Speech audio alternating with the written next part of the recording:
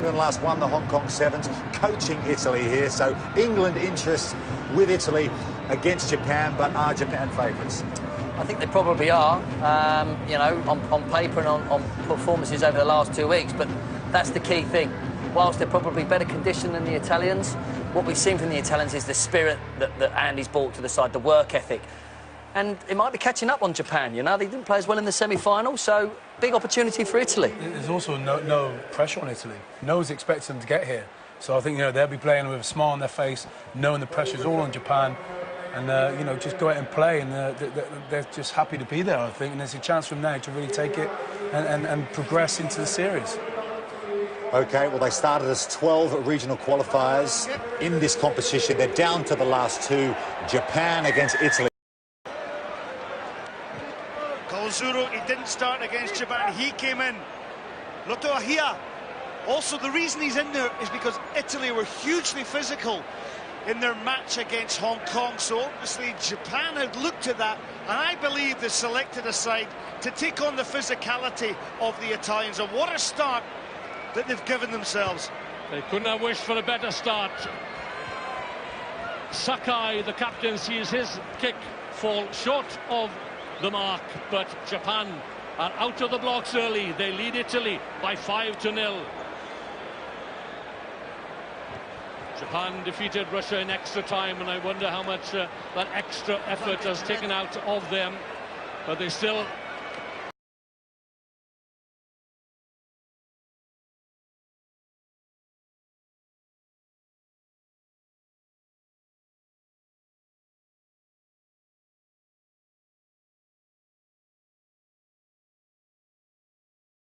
of the Asians. Tracked down a despairing tackle by the Italians, but the momentum got the big forward over the line. Well, 2 tries in as many minutes for Japan.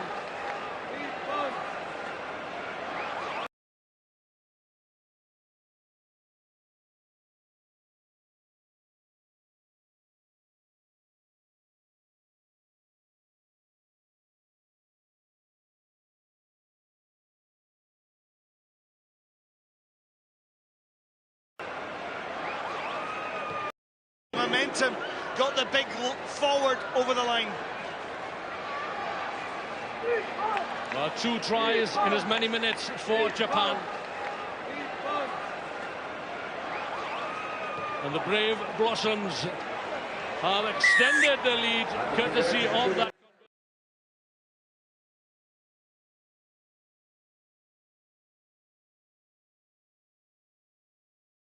situation. And maybe Scott, Japan had benefited from taking part in a full-blown tournament in Tokyo last weekend. They narrowly missed out on a cup quarter-final placing, but that has certainly boosted their confidence. And here they come again into midfield. The captain Sakai taken there by Kane Robertson for Italy. The ball is on the plate for Yoshikazu Fujita, the speedster. Lovely floated pass out wide. But the big man, Pohiba Lotohea, wasn't quite up to scratch there.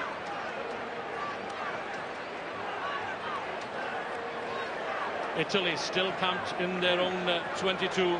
They've been stunned by 2 early scores for Japan.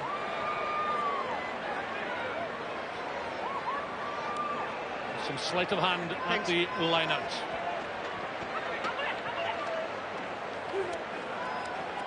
They led from the start against Hong Kong, but they have it all to do now.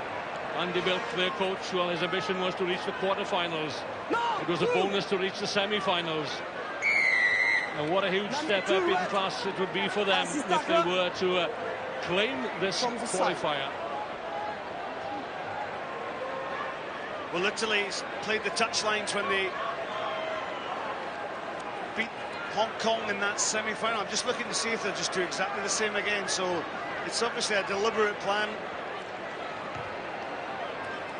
Yeah, Italy played a tactical and territorial game to stifle the ambitions of Hong Kong. And here they are on the threshold of what undoubtedly would be their greatest achievement on the World 7 stage. Out of their own half for the first time. And as you can see, the floodlights on here, and Twilight will be coming in. The crowd have been here since, what, 9 o'clock this morning. It's been a wonderful atmosphere. Italy and Japan in the spotlight.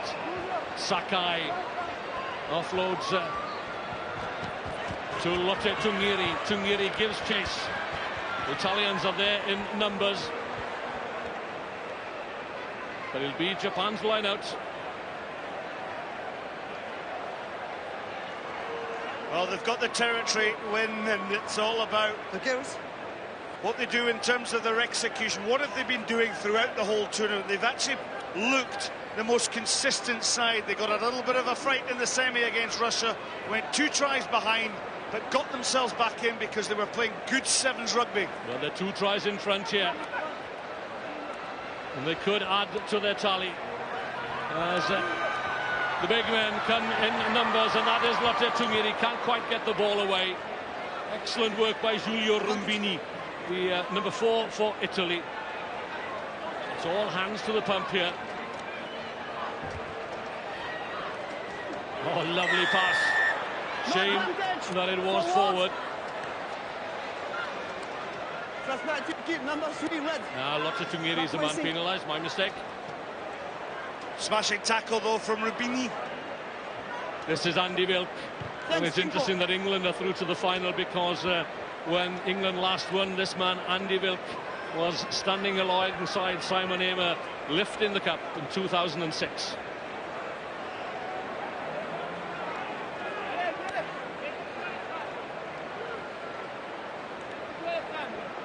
Into the final minute of the first half. The early impression on the scoreboard being made by Japan, and again it's down the front for Italy. They can't secure possession, and they've cocked up a penalty advantage to Japan. Lomano Lemeki out to Yoshikazu Fujita, the speedster. Sakai, the captain, pressing on the loud pedal. 3 tries to 0, and we've not arrived at half-time yet. Good advantage being played by Alex Ruiz, and Japan are looking good. Well, we always look at the try scorers, but for me, Lomano Lemiki, he was the one who created this right from the line-out. He turned over Italian possession, the switch in play, and Sakai in under the posts.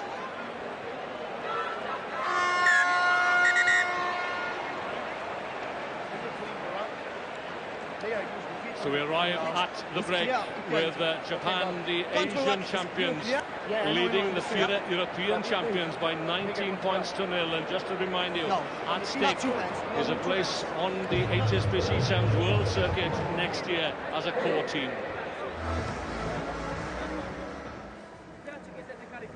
So Italy doing it tough in the promotion final against Japan. Japan, the Asian qualifiers, won the Asian tournament.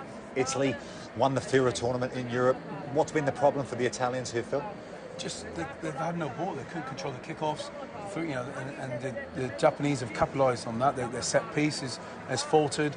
It's just about, you know, sevens is so much about controlling the ball, and especially around the kickoffs. And if you can't do that, then you don't get any ball. You can't do anything. You're just defending. And fair play to Japan. They took their chances very, very well.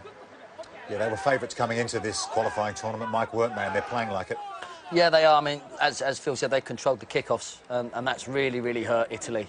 But, you know, as easy as they've got up, the crucial thing for Italy is to mentally stay strong, go out there and get the first score. They've got to have a belief, they've got to have an inner strength like they have in the previous quarter-final and semi-final, that they can get back into the game. But it's going to be a tall order. Yeah, 19-0 down. I've seen England come back in many a cup final from 19-0 down. They did it at the Twickenham Sevens many years ago, and the Wellington Sevens to win that event. It can be done. 3 scores and they're right back in it. Yeah, and that's what Andy Wilk was saying at half-time. He's tapping his chest and he's saying, you know, you got to have heart and you got to focus, be mentally strong. We have to score first from this kickoff to be back in the game. And, you know, it's not over yet, but it's about who scores next. And whoever scores next will win this. Well, regardless of what happens, Italy can be very proud of what they've done this weekend. They don't have a full-time sevens program up until very recently. So to make the promotion final has been a great effort in themselves, but they're still in it. They've got a 19-point deficit to make up. Let's get back to Hong Kong and see if they can do so.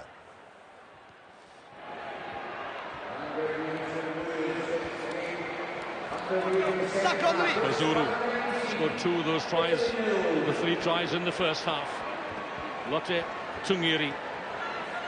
Tackle move!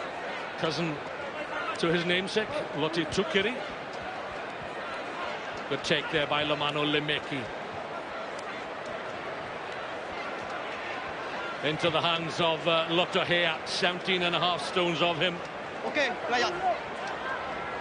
This is Guido Koshuke Hashino. And the gate is left wide open. And Hashino, well, he's smelling the roses.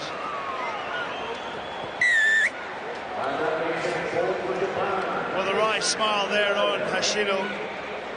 Look at this.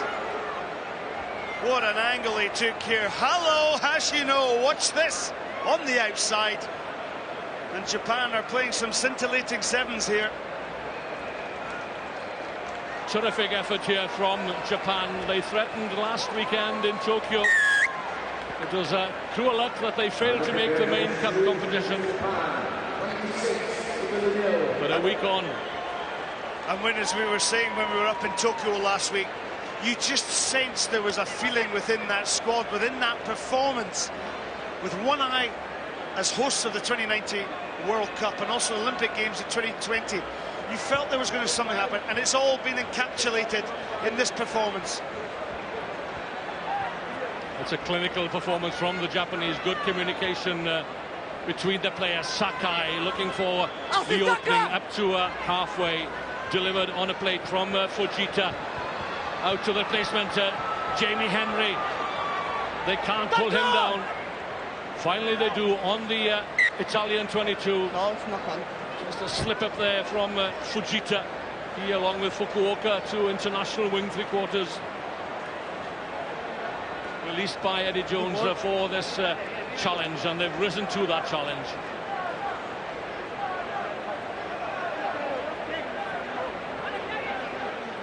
Crouch.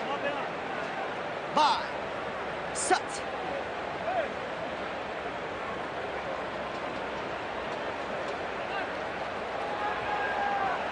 (26-0). This is their strike runner. No hands. Sepe, 5 tries to his name, got the try in extra time earlier on today to claim a place in the semi-final. 2 tries to down the colours of Hong Kong. No. Accidentally. No? Thank you. When I was just looking at the forwards there from Japan, and I must congratulate Tomohiro Sagawa. I think his selection was absolutely spot on, because his forwards in Kawazura with the 2 tries, Lemeki, Notoahia, they've all played their part there. That front row for Japan have been absolutely magnificent. They've set the standard because they've taken on the Italians, they've won the breakdown, and it's been a really, really impressive display. I don't think we've seen Lotte here this weekend. No, we haven't. And when you consider that Italy absolutely outgunned the Hong Kong in the semi-final, I think that is really smart rugby coaching. Well, Japan will certainly be welcomed with open arms onto the Sevens circuit next in Spain, and luckily are going to lose out. But when Japan play at this standard, at this level, well, it augurs well. And of course, if there's a sniff of an Olympic medal, you can bet your bottom dollar that Japan will be looking to claim one of those medals come Rio in 2016. The replacement, Luigi Nicolo Fadalti, away he goes, tackled there by Jamie Henry, one of the stars on this Japanese side. Darting this way and that, Andrea Buondono, a little chip through. Japan would appear to have it well covered though. Kenki Fukuoka was who Number 1, please, off. Off, please. And Japan make another substitution. Yasuko Kozuru comes off, and Dai Ozawa is the replacement wearing 5. Time off, please. Number 4, please. No, time off. Number 4 off. When you consider when that Fabrizio Seppi, who scored 5 tries in the tournament, And he hasn't touched the ball really in this tie, this final match. They haven't got it to their speedster. This time they might. There he is on the scissors. Dangerous player, Fabrizio Seppi. He is there. Goal. Excellent defence again from the Japanese. Very technically astute, technical accurate, as one would expect from.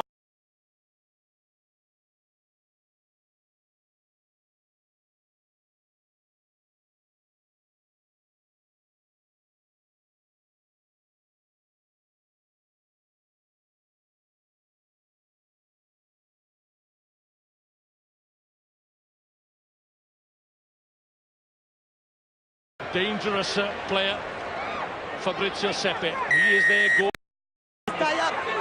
Excellent defence again from the Japanese. Very technically astute, technical accurate, as one would expect.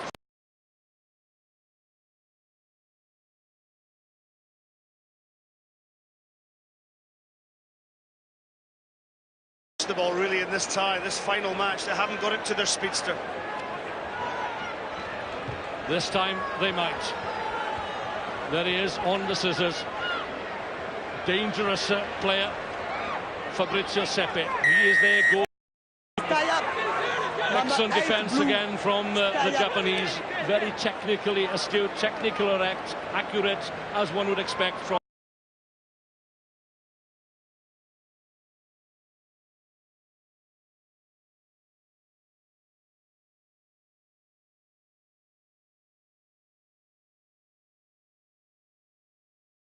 Their speedster. This time they might. There he is on the scissors. Dangerous player, Fabrizio Seppi. He is there. Goal. Excellent defence again from the Japanese. Very technically astute, technical accurate, as one would expect from.